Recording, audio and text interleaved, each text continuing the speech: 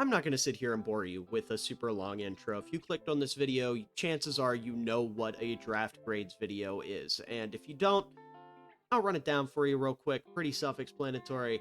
Basically, we're going team by team, talking about the draft. I'm going to assign a letter grade to every single pick and then give an overall grade for the team in question.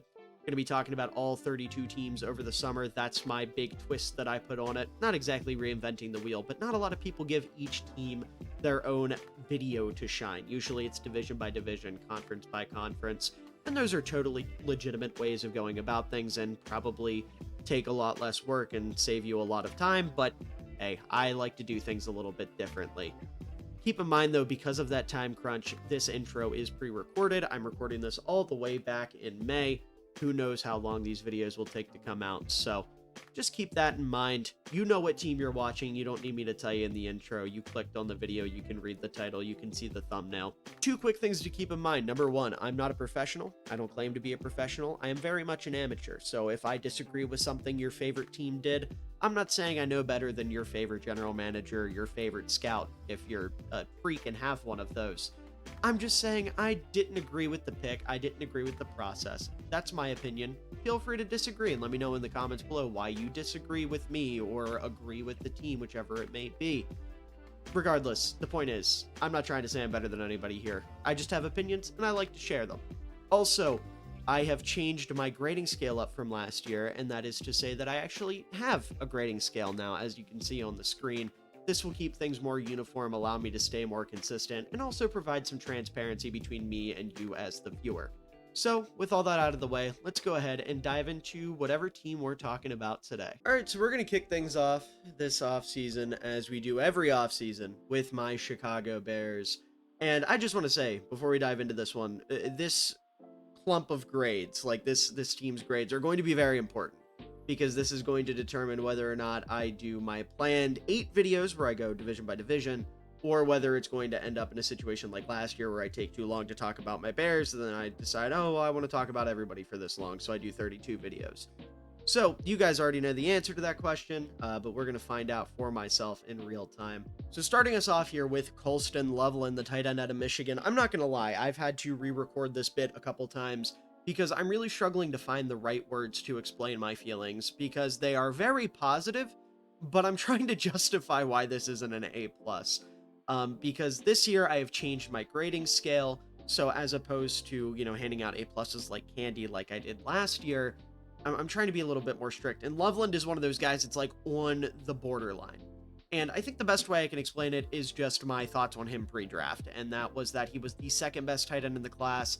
I had a top 15 as opposed to a top 10 grade on him, and I'm also just a little bit leery of taking a tight end in the top 10 just as a general rule of thumb, right?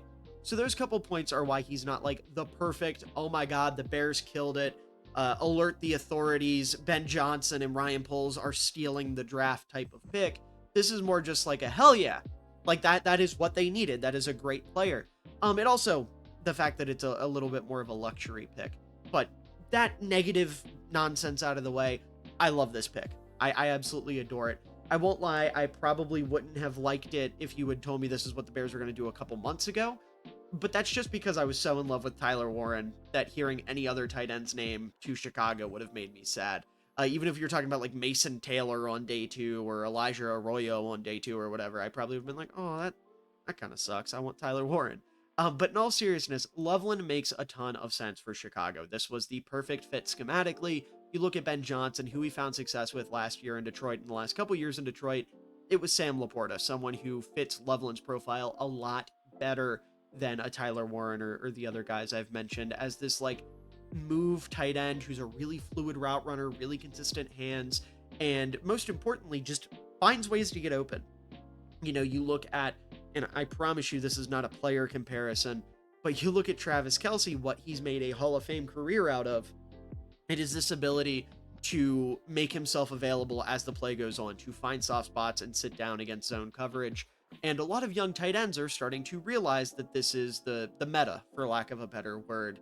And Loveland is no exception. He is very, very good at doing that. He's really good at improvising on the fly. When you have a quarterback like Caleb Williams, who is really good at extending plays, that is a great thing to have.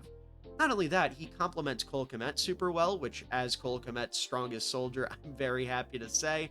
I've seen a lot of people say that this should be the end of Kmet in Chicago. I disagree strongly. I think this only further states how important Kmet will be for Chicago in the run game, especially as a blocker, but also as like a check down option and things. While Loveland, I almost called him Laporta, goodness, while Loveland is kind of playing more of the deep threat role.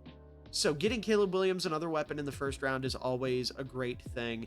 It's not like the Bears had any desperate needs in the first round, like they needed to take an edge rusher, they needed to take a tackle. They didn't. So taking a guy like this makes a lot of sense to me. I think it's a great pick. I think when you look at my grading scale, and it was like great pick, no notes was what I had as the criteria for an A pick. This is the textbook definition of that.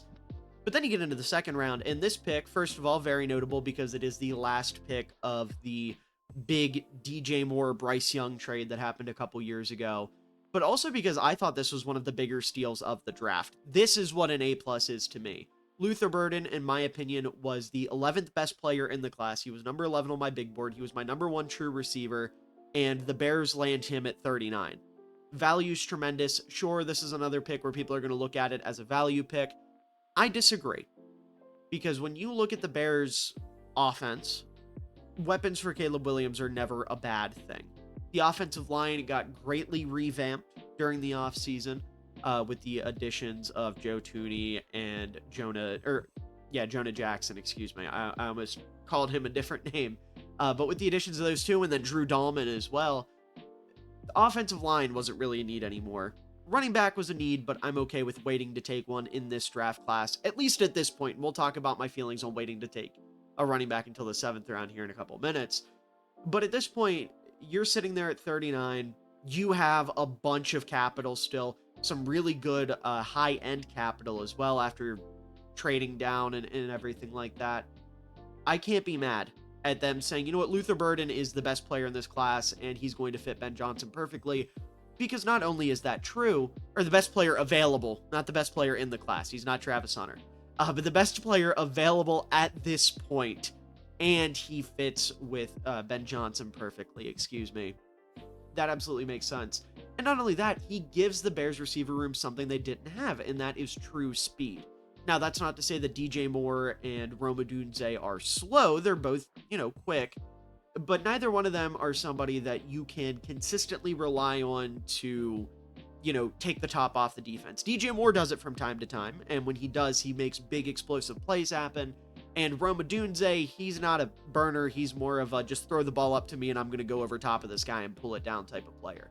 They did not have the, for a comparison with Ben Johnson's offense in Detroit, they didn't have a Jamison Williams. Now, that isn't to say that Burden and Williams, are the same player. I think they're very different, but they both have that speed element that the Bears offense really needed.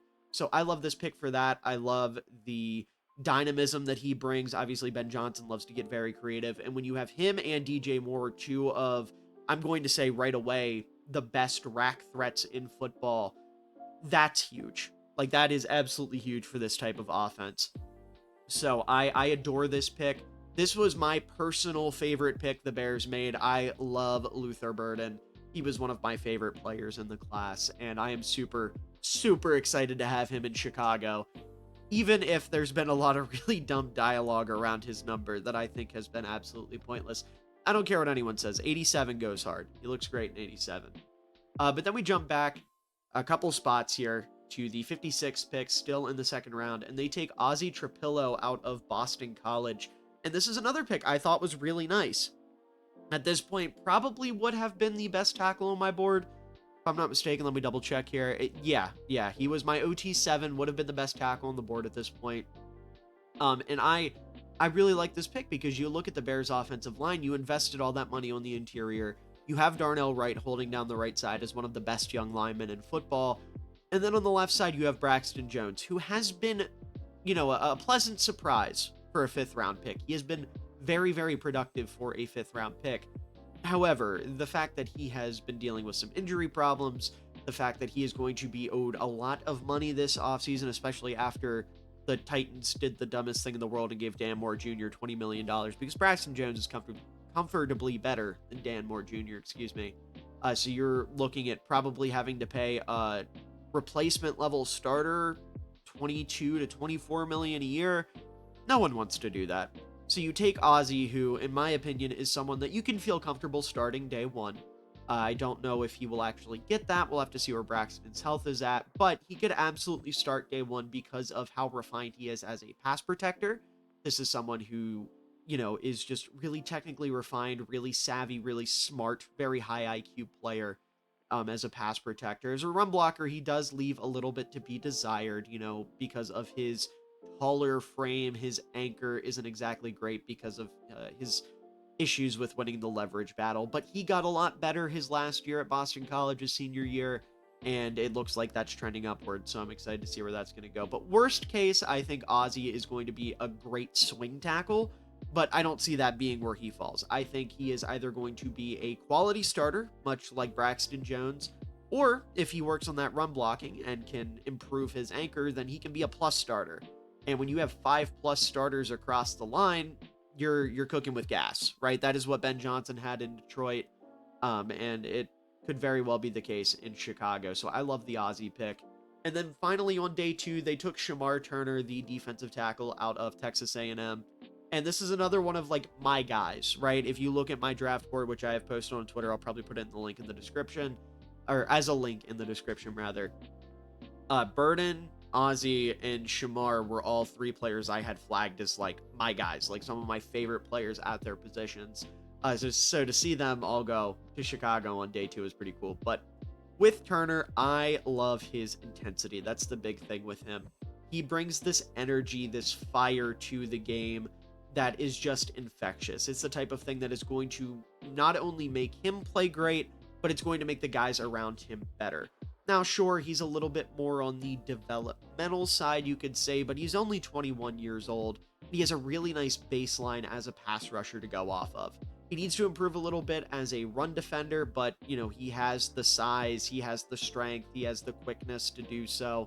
It's just kind of about the consistency with the run defense. And I've also seen people bring up, like, character things for him. He's a little hot-headed because he punched a guy between the legs at some point during his college career. And yeah, that's not ideal, but you know what?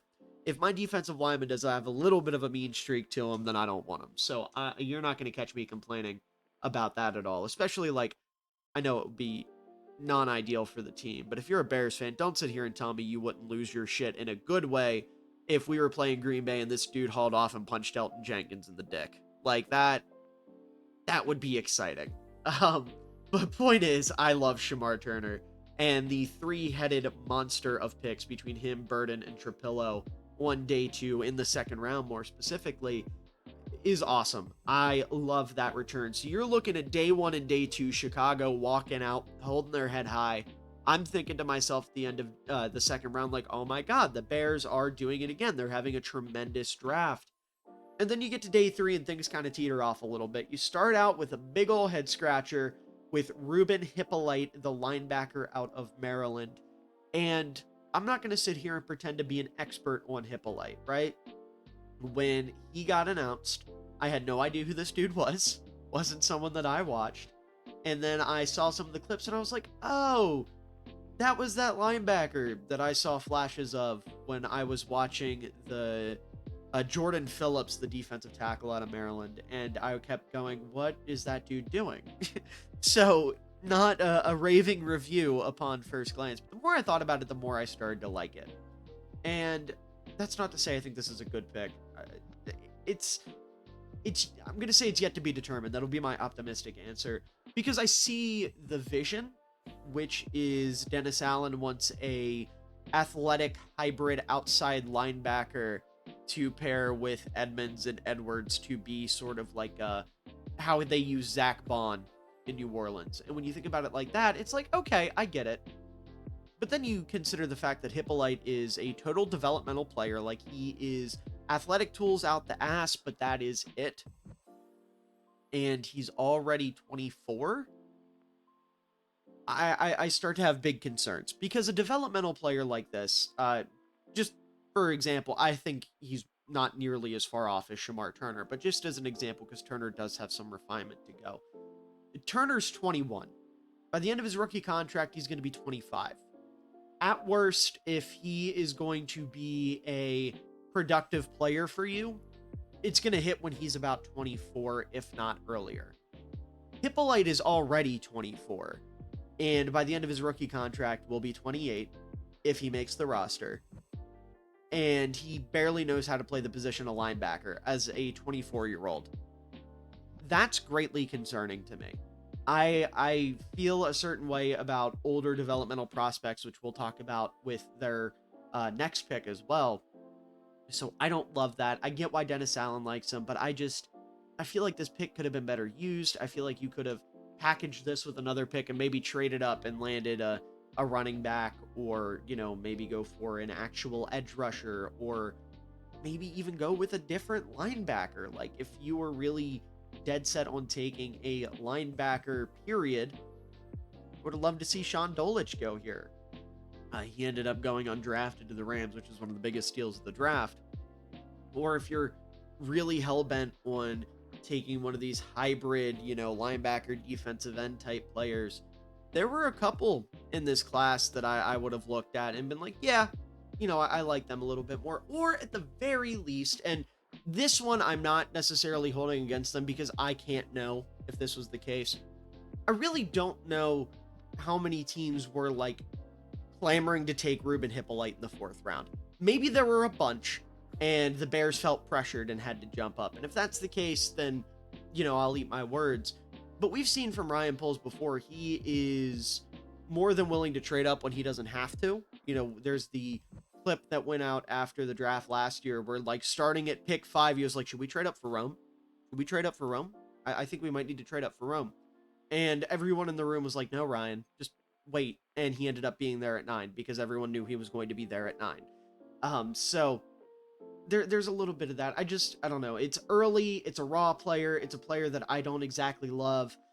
I hope to be wrong. I hope Dennis Allen turns Hippolyte into a freak, and I'm to the point where I'm buying a Hippolyte jersey in 2 years because I do love freaky linebackers. But I'm gonna need to see something before I can have any confidence in this pick. And then we jump to the 5th round. Zack Frasier, the corner out of UTSA. He's another one where this is a developmental player. I think he's a little bit further along than Hippolyte because he at least has some, like, real mechanical upside, or real mechanical floor, rather. I mean, he has tremendous upside with his speed. Double checking myself here, he ran a 4.36 at 6'3", 186 pounds. That's crazy. He's a freaky athlete. He's garnered a lot of comparisons to Tariq Woolen, and that makes sense. Like, there's a lot of similarities, both from small. In fact, I think Tariq Woolen might have went to UTSA, if I'm not mistaken. If I am, I'll correct myself. But the point is, I get that because this is a freaky athlete, big corner who is a total ball hawk and does his best work in press man. All of that is great. I love that. However, he's 24, needs a lot of work in coverage, and when teams run the ball, this guy looks forward like someone is speaking to him in a language that's been dead for 6 centuries. Like, he has no clue what is going on the second the second an offense tries to run the football against him. And that scares me. I know corners don't have to be like tremendous run defenders or anything like that. I'm not even saying Frasier needs to be one. I'm not even saying he needs to, like, be a consistent run defender. I would just like to see him be a run defender. Like, you look at Tariq Woolen, he got benched for Seattle, what was it, a year ago now, a couple times because of how poor his run defense was. And my concern is that Frasier is going to be the same thing. Now, the other reason why this is lower is because I thought there were better corners on the board. You look at a Kobe Bryant who ended up falling out of the draft. That must have been an injury thing. I haven't really heard much about it. Jabbar Muhammad, who went to out of Oregon. He was a smaller player, but he played the run way better than Frasier. There's also a couple other names. Hopefully I'll put some up on screen because I'm blanking at the moment, but there were better corners available. And I get the appeal with Frasier. I'm just saying this is another example where 24-year-old corner, developmental player, I need to see it, right? Now, granted, corner isn't like a position of desperation for Chicago. You have Jalen Johnson, who's one of the 2 to 3 best corners in football. You have Kyler Gordon, who's arguably the best nickel in football. You have Tyreek Stevenson, who I know a lot of people have written off because of his idiotic antics against the Commanders, but he still has shown promise within his first 2 years. So Frasier, I don't know, maybe they project him more of as just like someone they're going to throw out there in zone to jump routes, and if that's the case, then I think there's solid value there. But for a 5th-round pick, not the end of the world. Just I don't love the player. I would love to be wrong again though. Then in the 6th round, Luke Newman, guard out of Michigan State. This is fine. End of day 3 or towards the end of day 3, just taking a lineman, that's fine. I don't have too much to say about this one. The reason this is like a B plus and not higher is because I did think there were better linemen on the board. And also Newman only having 1 year of D1 play is a little concerning to me. But again, I mean, a B plus is a good grade, so it's not like I'm sitting here saying this is some terrible pick. It's fine. It's totally fine. I have no problems with it. Most 6th round picks, we're talking about guys who might make the roster, so not the end of the world either way. But the real exciting pick here on day 3 is Kyle Manungai, the running back out of Rutgers. This is another one of my guys. Like Ryan Poles, I swear sometimes I think he and I are on the same wavelength with the draft, because he'll pull out something random that ends up being one of my dudes. Like historically, Darnell Wright 2 years ago was my favorite tackle in the class over, the consensus #1 in Paris Johnson. He was probably my favorite player in that class. Poles traded down out of Jalen Carter to take him at 10. Last year, my #1, my guy, was Austin Booker. He was my favorite player in the entire class. Still to this day, one of my favorite prospects I've ever evaluated.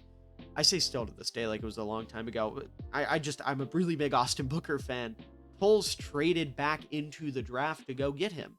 And now you look at Manungai, someone who I was very high on relative to others. I mean, he was my running back 11, 10B, however you want to put it. I had the same grade on him as Travion Henderson, who people were talking about as maybe slipping into the 1st round.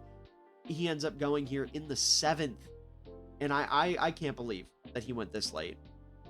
I guess the size and the lack of like true elite straight line speed really scared teams off, but have we learned nothing from last year when we let Bucky Irving fall to day 3 and he had a very similar profile, if not a little bit skinnier and maybe a little bit slower, and he came out and was the best rookie running back by a good margin? I don't know, but I love Manungai as a probably never going to be a true #1, but it's the 7th round. Obviously, you're not expecting that. I like him a lot as a really nice piece of a committee. Someone who is just going to get you yards consistently. His vision's tremendous. His contact balance is tremendous. He uses his frame really well.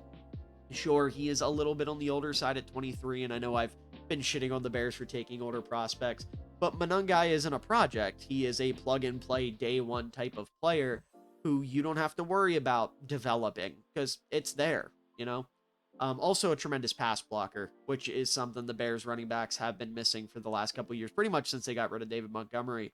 They've been missing a consistent pass blocker, even though Roshan Johnson on paper should have been a great one.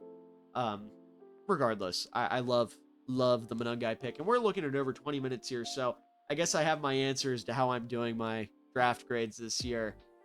But regardless, I am a big fan of what the Bears did. I'm going to give them an A-. Not quite an A, not quite the perfect draft either, an A+, but an A- I feel is very, very representative of how I feel. I love what they did on day 1 and 2, and then day 3, a lot more questions than answers. Kind of salvaged day 3 with that Manungai pick.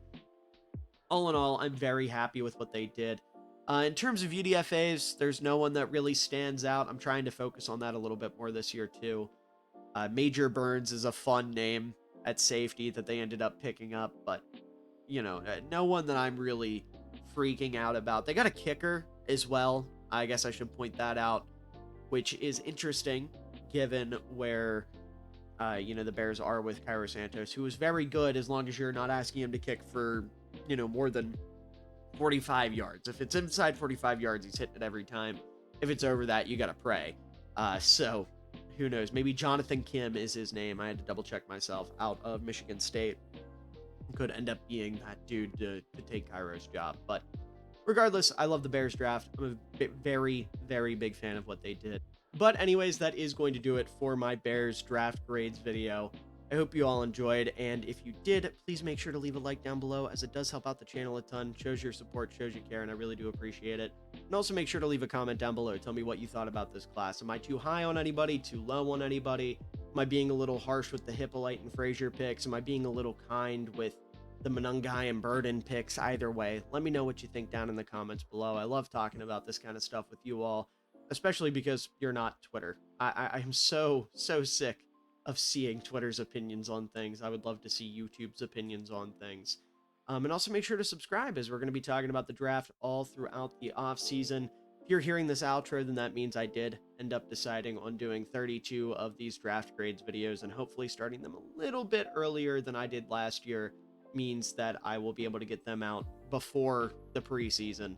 Because last year we were right down to right before the season, which was a little bit spooky. But regardless, again, I hope you all enjoyed, and I also hope you all have a wonderful day, evening, night, afternoon, whatever time of day it is for you. I hope you enjoy it, because you're all wonderful people, and you truly do deserve it. Had a chance on the throwback. This was an ill-advised throw. What an unbelievable catch by Cole Kmet. And he cups it too. No movement when he hits the ground, tucked up against his shoulder. Wow. Using that